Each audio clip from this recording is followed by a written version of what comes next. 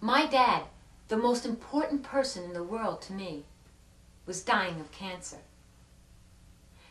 And I remember going to the hospital and hugging him and telling him how much I love him.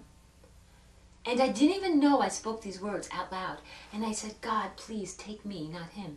And he pushed me away. And he said, don't you ever say that again. Remember this. You are the most important person in the world to you. Learn to love yourself, Kathleen.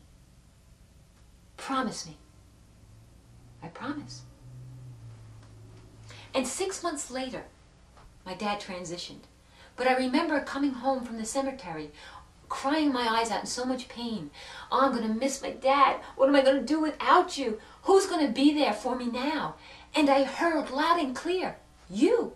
And in that second, I got this image flashed into my mind of the hospital scene. Promise me. And I don't even know why. I just sat up and on the top of my lungs, I screamed out, I am the most important person in the world to me, and I love me.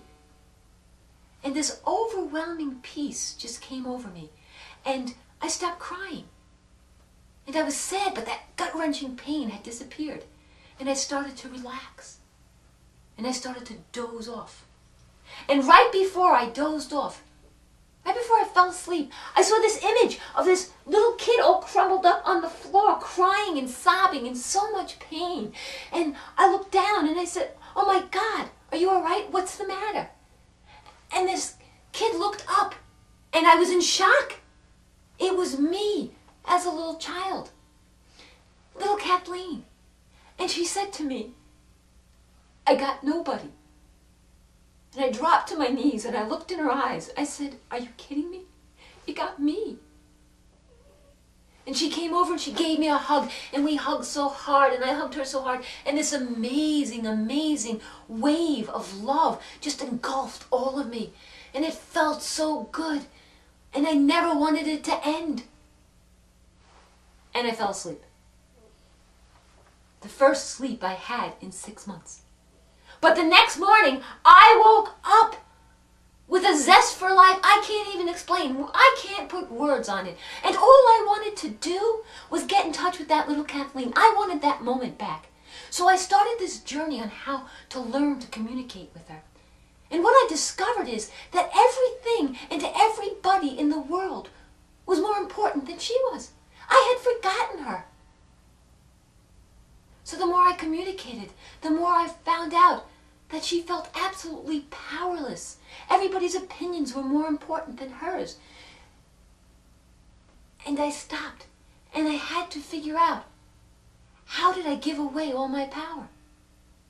So I started to investigate, how can I claim back my power?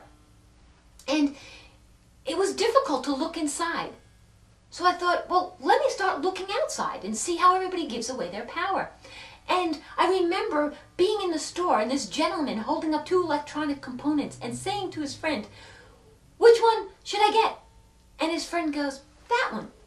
So he puts the other one down and he takes this one, he proceeds to walk to the checkout, and I hear him saying under his breath, mumbling, damn, I really wanted the other one. And I went, oh my God, I do that all the time. I had an aha moment. And I started observing more and more, and I kept finding more and more aha moments. And I kept a list of them. And I went back to little Kathleen and I said, why do we have these? Why do we value other people's opinions over our own? And what I learned on this discovery was that the mind is the most powerful tool. And our mind has a deeper mind that controls all these programs, and they're holding these self-limiting and doubt and debilitating programs. So how am I going to change these? And then I started realizing, wow, our mind is just like a computer. Our computer has an operating system that controls everything. So if I can go into the operating system of my computer and delete a program and install a new one, why can't I do that for me? And I started doing it. And my life started shifting and changing. And it was amazing. I kept spiraling upward, and it was the weight of the world coming off of me. And I kept lifting up and up. And before I knew it, I was completely changing my life. Nothing on the outside world mattered. I was happy inside. And all these abilities just kept coming down. And abilities I never thought I had. My intuitiveness, my third eye. I started connecting to the universal power. It was amazing. And I knew I wanted to share this.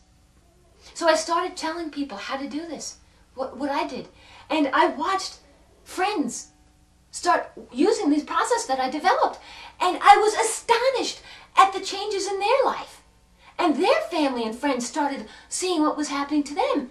And they wanted to know how. And I realized right then, I got to get this out on a bigger scale to everybody. And that's what I'm here today, to deliver this message. And I'd like to share with you on a few of these steps that I developed and how I know it can change your life. And if there's anybody in your life that you know that's sad or hurting, share this video with them. Because being a messenger isn't just about how I impact your life. It's about how you share and impact others, and they impact others, and it just keeps growing and growing. We have a global impact. So here's what I'd like to share with you. The first step is making a conscious decision to change your life. So here's how you're going to do it. I want you to go to the comments section below the video, and I want you to type in, I am the most important person in the world to me, and I love me. And then shout it. And write in there, tell me a little bit about yourself and the things you want to change in your life. And even though this may be uncomfortable or hard for some people, I know you can do this. And just for taking this first step, I'm going to give you a gift. If you are on the Messenger webpage, I want you to go to the Vote tab and click on Vote.